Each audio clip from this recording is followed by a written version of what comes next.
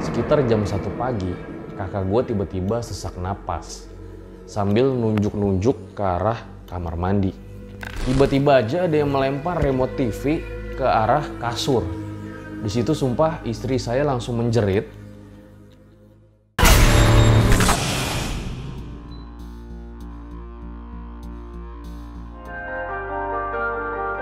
Sebelum video ini dimulai, gue harap kalian semua dalam keadaan yang sehat-sehat selalu. Tetap di rumah aja jika memang tidak ada keperluan yang mendesak. Mari kita saling mendoakan agar wabah virus corona ini dapat segera teratasi.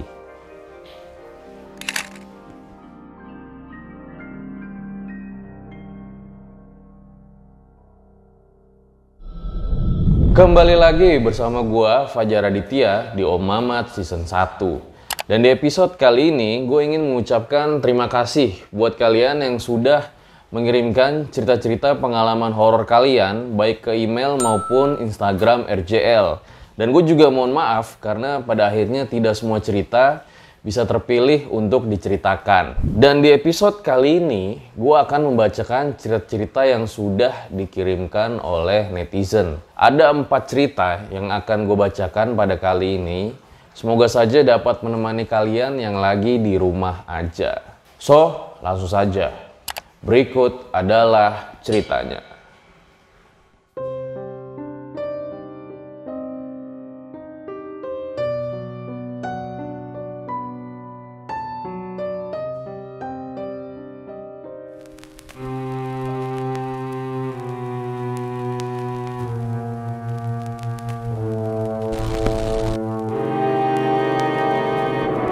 Cerita pertama ini dialami oleh Romi yang menceritakan kisahnya lewat email. Untuk alasan privasi, ada beberapa nama instansi yang kami samarkan. Dan ceritanya sendiri akan diceritakan dengan sudut pandang orang pertama. Jadi pengalaman ini dialami oleh gua pada tahun 2017 akhir. Pada saat itu gue masih kuliah di salah satu universitas yang ada di Banjarmasin. Tepatnya di jurusan keperawatan. Pada hari itu, gue dan teman-teman mau konsultasi ke dosen pembimbing yang ada di daerah Banjarbaru, Kalimantan Selatan. Jadi pada saat itu, gue ikut mobil teman gue, si Joni. Kita berangkat dari Kapuas, Kalimantan Tengah, menuju Banjarmasin terlebih dahulu, karena memang kita ingin menjemput teman salah satu kelompok gue. Jadi total pada saat itu, orang yang ikut berjumlah 5 orang. Dan berangkatlah kami untuk konsultasi. Akan tetapi, jadwal janjian dengan dosen pembimbing malah molor. Yang awalnya janjian jam 1 siang, malah menjadi jam 3 siang. Hal itu pula yang akhirnya menyebabkan gua bersama yang lain molor juga waktu pulangnya, jadi jam 5 sore. Dan semuanya berjalan lancar, normal, biasa-biasa saja. Sampai akhirnya gua dan Joni ini nganterin teman-teman yang lain terlebih dahulu. Ada yang satu orang kita anterin karena rumahnya memang di daerah Banjar. Ada juga yang kita anterin ke travel karena dia rumahnya di daerah Palangkaraya. Jadi jarak antara Banjarmasin dan Palangkaraya itu cukup jauh. Akhirnya tinggallah gue berdua dengan Joni di mobil untuk pulang dari Banjarmasin menuju Kapuas, dan waktu pada saat itu sudah menjelang maghrib. Jadi di sini si Romi dan Joni tampaknya mengantar teman-temannya terlebih dahulu, baru dia berdua pulang ke daerah Kapuas. Mungkin inilah keganjilan pertama yang gue alamin. Jadi musik audio mobil yang awalnya memutar lagu puji-pujian, karena memang si Joni ini orang Kristen, tiba-tiba aja berhenti. Dan anehnya, kasetnya itu malah nyangkut di dalam mobil. Akhirnya kita memutuskan buat berhenti sejenak untuk mengeluarkan kasetnya tersebut. Sekitar setengah jam, kaset akhirnya bisa dikeluarin lagi. Lalu gue sama Joni lanjutin perjalanan kembali. Jadi di sini diceritakan si Romi ini mengalami keganjilan pertama, yaitu tiba-tiba aja kasetnya itu mati, dan anehnya kasetnya nyangkut. Setelah itu temen gue si Joni ini lapar, dia ngajakin gue makan lah intinya. Dan akhirnya kita memutuskan untuk makan di salah satu warung makan bakso KM 5.5. Pada saat itu jam sudah sekitar jam 7 malam lah. Di sini lagi-lagi menurut gue hal aneh kembali terjadi. Jadi pas kita parkir dan mau mematikan mobil, mobilnya itu anehnya nggak bisa mati. Jadi kuncinya diputer masih aja mobilnya nyala. Dan ketika kuncinya dicabut pun mobilnya masih menyala. Akhirnya gue sama Joni memutuskan buat akinya dicabut aja. Barulah mobilnya pun mati. Akhirnya gue pun turun dari mobil dan si Joni mesen bakso. Bu, baksonya pesan 2 ya. Ibu-ibunya nanya, loh nggak pesan 3 mas? Lah gue kira ini ibu-ibunya bercanda atau gimana lah, kita tidak ada pikiran aneh-aneh. Jadi pada saat itu kita nanggepin dengan bercanda. Enggak bu, pesan 2 aja. Akhirnya gue sama si Joni duduk di kursi dan gak lama baksonya datang. Tapi yang nganterin ini pelayan yang berbeda. Di situ pelayan kembali bertanya, mas mau mesen minum apa? Lalu gue jawab, pesen es teh manisnya 2. Dan anehnya pelayan tersebut malah nanya, loh nggak mesen 3 mas? Di situ gue sama Joni udah makin keheranan karena dari tadi kok 3-3 terus gitu loh, sedangkan gue cuman berdua di sini. Akhirnya gue tatap-tatapan dengan Joni dan langsung gue ambil kamera handphone gue untuk lihat-lihat di sekeliling. Takutnya itu ada hal-hal yang memang tidak bisa kita lihat di kasat mata tapi bisa terlihat di kamera handphone. Tapi nggak ada apa-apa dan keanehan semakin terjadi ketika lampu handphone gua malah kelap-kelip. Di situ akhirnya perasaan ketakutan sudah mulai muncul dan bakso yang kita makan pun rasanya udah jadi nggak karuan karena memang mengalami hal seperti itu. Akhirnya kita cuma makan sedikit, bayar dan langsung pulang. Untungnya di mobil langsung mau nyala, tapi di situ kita memutuskan untuk membuang semua cemilan makanan yang ada di mobil.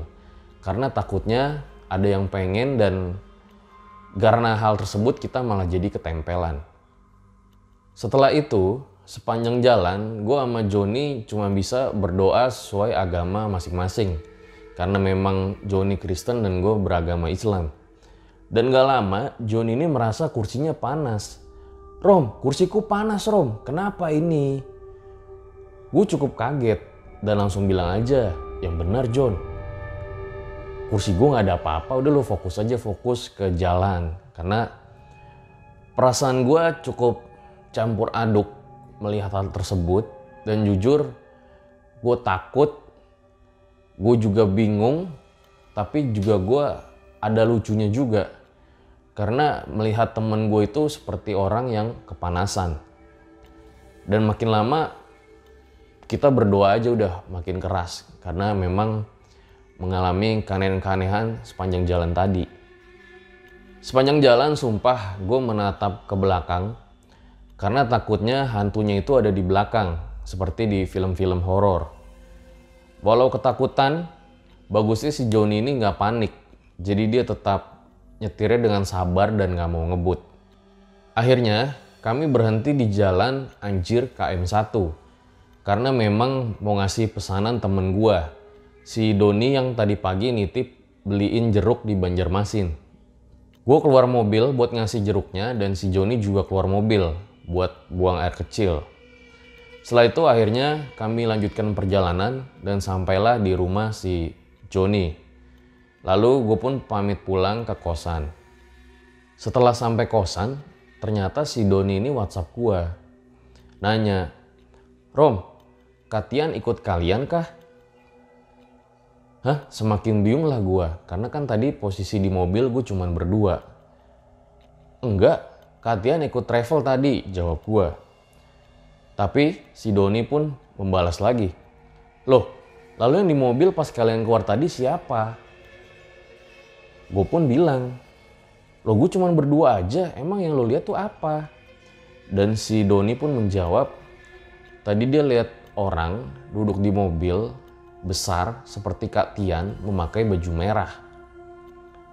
Gue semakin penasaran, gue terus tanya si Tian, emang posisinya dia itu ada di mana? Dan akhirnya pun dijawab, dia duduk di depan di antara kalian. Sumpah, ketika gue membaca WhatsApp tersebut, tubuh gue langsung merinding seketika. Karena pada saat itu, gue mengira bahwa hantunya ini duduk di belakang. Ternyata si Doni ini melihat bahwa hantu tersebut duduk di antara kita. Wow, jadi memang keanehan-keanehan ini terus terjadi ya, bahwa di tukang bakso seperti melihat Romi dan Joni ini bertiga. Kemudian juga temennya sendiri si Tian melihat bahwa mereka itu seperti 3 orang. Dan akhirnya terjawab ketika si Tian menjelaskan bahwa dia melihat sosoknya itu malah berada di depan mobil Joni dan Romi. Ketika mendengar itu, gue benar-benar merinding dan semakin aneh. Kenapa kami berdua nggak melihat? Padahal orang-orang lain tuh dari tadi seperti melihat ada 3 orang. Bahkan yang terakhir, bapaknya Joni, teman gue yang punya mobil itu, melihat makhluk tersebut dan dikatakan memang wujudnya berbentuk orang. Anehnya, makhluk itu tidak mau keluar sampai pagi dari mobil. Pas pagi barulah diusir oleh bapaknya Joni, entah gimana gue tidak tahu caranya. Sampai sekarang gue masih penasaran dan berniat menanyakan kepada ibu tukang bakso tersebut mengenai apa sih sebetulnya yang ia lihat dulu ketika gue sama Joni makan bakso di situ. Gue juga cerita masalah ini ke orang tua gue. Kata beliau, mungkin itu adalah arwah orang yang meninggal di jalan tersebut. Karena memang jalan itu cukup terkenal, sering terjadi kecelakaan. Well, jadi memang luar biasa juga pengalaman yang dialami oleh Romi. Keanehan-keanehan terjadi sepanjang perjalanan pulang.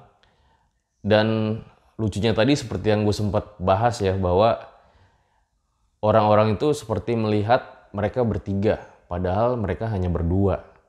Dan hal itu terjawab memang ternyata setelah Tian dan bapaknya Joni melihat hal yang sama.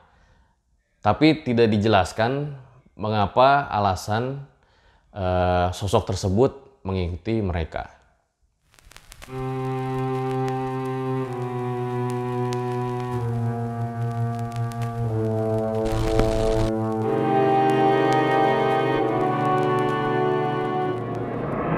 Cerita selanjutnya dialami oleh Rama yang mengirimkan ceritanya lewat Instagram. Jadi, pengalaman ini dialami oleh gua pada tahun 2005 berganti 2006 pada saat liburan sekolah. Jadi, gue bersama ibu dan kakak perempuan gua memutuskan untuk liburan ke daerah Cibubur untuk main ke rumah uak atau bibi gue. Kebetulan uak gue dagang di sana. Jadi posisinya itu kayak ruko, ada 3 petak. Yang di depan itu untuk toko, yang di tengah untuk kamar uak gue sama keluarganya, dan yang paling belakang itu WC dan dapur. Karena penuh, akhirnya gue sama keluarga mutusin buat cari kos-kosan aja sekitar di rumah uak gue.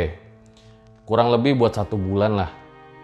Jadi emang gue rencana liburan di sini dari tempat tinggal gue yang berada di daerah Kuningan, Jawa Barat. Akhirnya gue dapet kos-kosan persis di belakang warung uak gue. Lebih tepatnya dapet petakan, ya rumah petakan lah. Setelah itu semua normal-normal aja, gak ada keanehan yang kita alamin. Sampai di pertengahan bulan kira-kira pada saat maghrib, gue inget banget harusnya sebelah petakan gue itu kosong. Tapi tiba-tiba gue lihat kok ada yang nempatin. Dalam hati gue cuman mikir, oh mungkin ini orang baru kali. Ternyata namanya adalah Enci Linda. Terus gue lewatin kamar itu dengan tujuan mau ke warung rumah uak gue. Tapi nggak lama gue malah dipanggil sama Enci Linda. Jadi pada saat itu Enci Linda ini sedang gosok baju.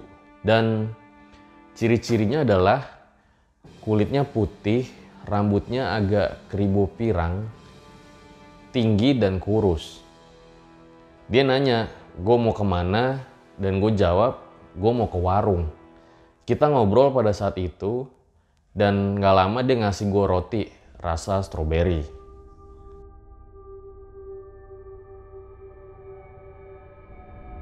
Jadi 2 hari setelah itu, tiba-tiba kosan gue tuh udah mau habis secara mendadak. Memang karena ada yang DP, sementara gue belum bayar karena memang titipan dari paman. Nah ternyata petakan samping gue itu udah kosong dan kita diusul buat pindah ke situ. Dalam hati gue mungkin, oh Enci Linda ini udah pindah kali. Akhirnya masuklah kita ke kosan tersebut. Cuman anehnya kok kamarnya kayak berantakan gitulah, nggak kayak kemarin yang gue lihat. Pada saat itu, gue cuman mikir lagi, oh mungkin si Enci ini lupa beresin kamarnya. Anehnya juga, kakak perempuan gue ini sebenarnya nggak mau tinggal di petakan ini. Nggak tahu alasannya kenapa. Cuman ya mau gimana lagi? Karena bingung juga mau tinggal di mana, mau nggak mau akhirnya kita tempatin petakan tersebut.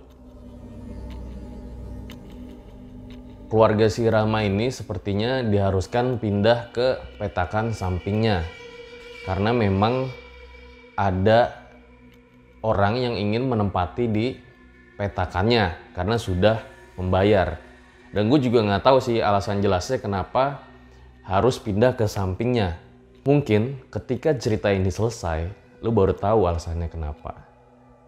Jadi di malam pertama, gua sama kakak perempuan sama ibu gua tidur di situ dan tidak terjadi apa-apa. Cuman pas paginya, ibu gua beres-beres kamar. Dan taunya, ibu gua nemuin abu mayat yang ada di botol beserta dengan fotonya. Tapi pada saat itu ibu gua nggak mau cerita apa-apa. Pas malam hari kedua, disinilah keanehan sudah mulai terjadi. Sekitar jam 1 pagi, kakak gua tiba-tiba sesak napas sambil nunjuk-nunjuk ke arah kamar mandi. Nggak lama dia kayak pingsan gitu. Pada saat itu, gue lagi tidur, cuman kayak sekilas itu denger ada teriakan suara istighfar sama Allahu Akbar. Besoknya kita akhirnya memutuskan buat pulang kampung. Dan disitulah akhirnya pada cerita. Kalau ternyata malam itu kakak gue lihat lagi ada cewek kayak pakai baju kimono atau entahlah namanya apa. Yang jelas kayak baju Asia-Asia gitu. Dan mukanya itu sangat pucat dan lagi ketawa. Dan yang ngeselinnya lagi, ketawanya itu melihat ke arah kakak gua. Dan ibu gua juga cerita, ternyata dia melihat ada sosok kuntilanak di kamar mandi di hari pertama. Tapi karena dia nggak mau nakut-nakutin kita, akhirnya dia simpan cerita itu sendiri. Akhirnya, gue cerita juga mengenai apa yang gue alami. Kalau gue ketemu Enci-Enci di sini berapa hari yang lalu dan gue dikasih roti. Dan pada saat itu, ibu gue tuh nunjukin botol yang ada abu mayatnya beserta foto yang ada. Dan di situ gue sangat kaget serta mungkin shock. Karena gue ngeliat foto itu sama persis dengan Enci Linda yang gue lihat kemarin ada di petakan tersebut. Dan ketika mendengar hal itu, uak gue langsung nyuruh buang roti itu. Dan dia bercerita kalau memang Enci itu meninggal di kosan karena keguguran. Dan gak tahu juga pastinya gimana. Mungkin aja keluarganya itu memilih menaruh abu beserta fotonya di lemari kamar kosan tersebut.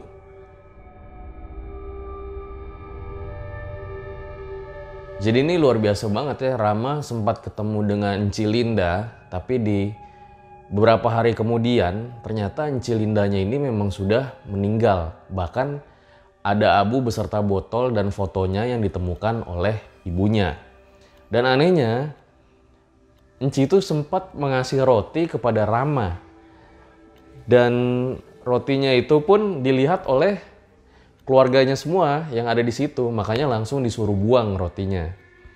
Dan karena kejadian ini, akhirnya keluarga Rama pun memutuskan untuk langsung pulang kampung. Ya gimana sih, gue juga nggak bakal ngeh juga sih kalau ternyata orang yang gue temuin berapa hari kemudian itu ternyata memang sudah meninggal ya. Thank you Rama, lo udah ngirimin cerita lo ke RJL. So langsung saja kita ke next story.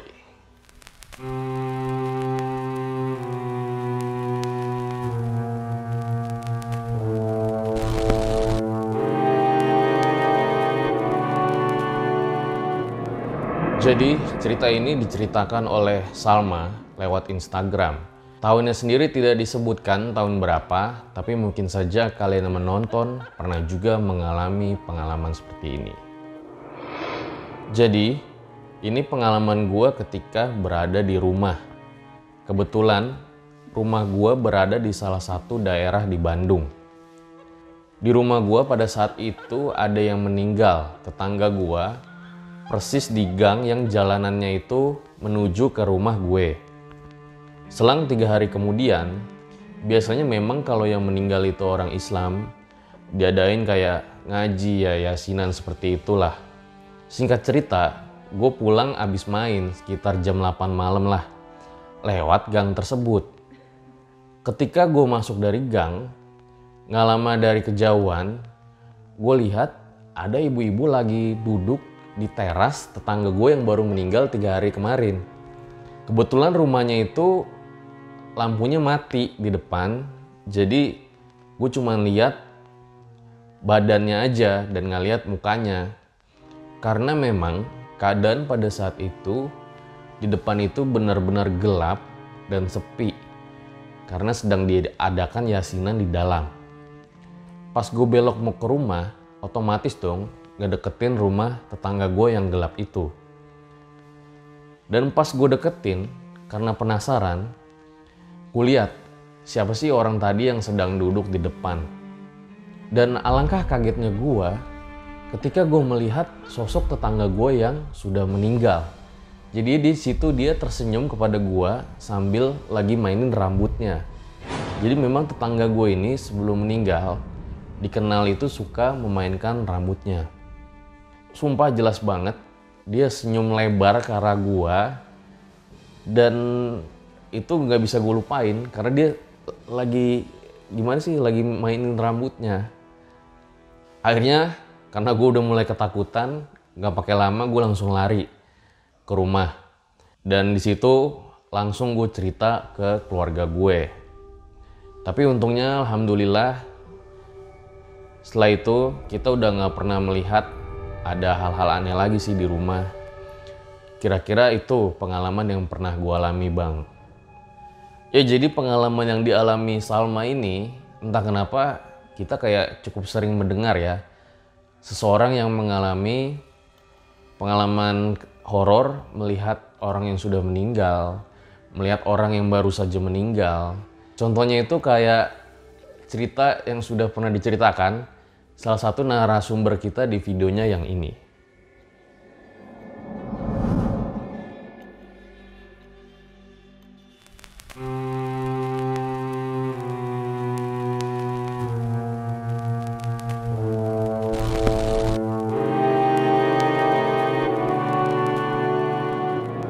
Kisah ini diceritakan oleh Kiki lewat Instagram. Jadi pengalaman ini dialami pada saat gue menginap di hotel bersama dengan istri di tahun 2017. Untuk nama tempatnya akan disamarkan. Pada tahun 2017, saya dan istri saya pergi ke daerah Cirebon. Pada saat itu, saya menginap di sebuah hotel, sebut saja berinisial huruf S.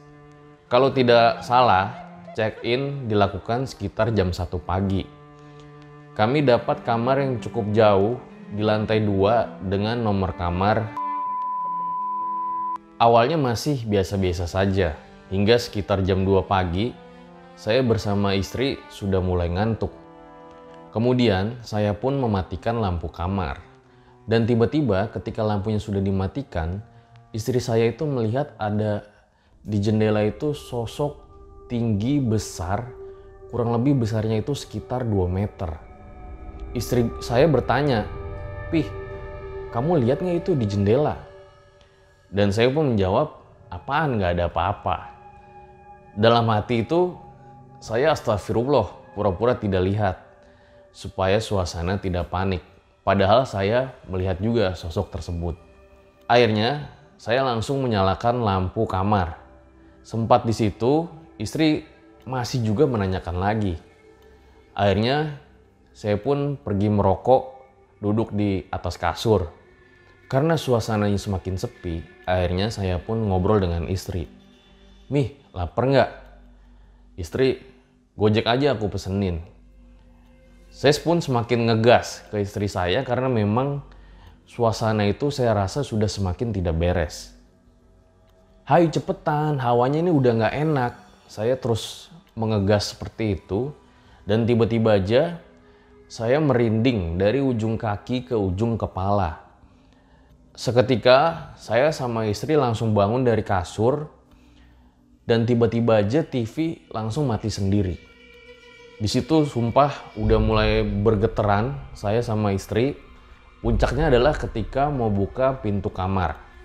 Tiba-tiba aja ada yang melempar remote TV ke arah kasur. Di situ sumpah istri saya langsung menjerit. Yang di pikiran saya pada saat itu adalah takutnya pintu hotel tidak bisa terbuka. Alhamdulillah, yang ditakutkan tidak terjadi, pintu hotel bisa terbuka. Seketika kita langsung lari dan merinding parah. Tidak berhenti-henti walaupun sudah berada di luar. Akhirnya kita keluar dengan selamat dan kita pun langsung memutuskan untuk check out di pagi itu, sekitar jam 3 pagi. Akhirnya saya dan istri segera mencari hotel lain. Well, jadi ini pengalaman yang dialami oleh Kiki ketika sedang di hotel bersama istrinya. Dan dia mengalami beberapa gangguan seperti Kiki dan istrinya itu melihat sosok yang sama. Dan kemudian tiba-tiba TV malah mati. Dan yang paling aneh adalah ketika ada yang melempar remote TV ke arah kasur. Padahal di kamar tersebut hanya ada Kiki dan istrinya saja.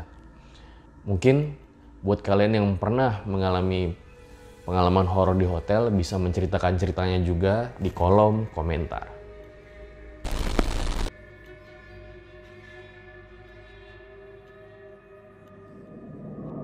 Itu dia guys, cerita-cerita horor yang diceritakan oleh netizen kepada kami.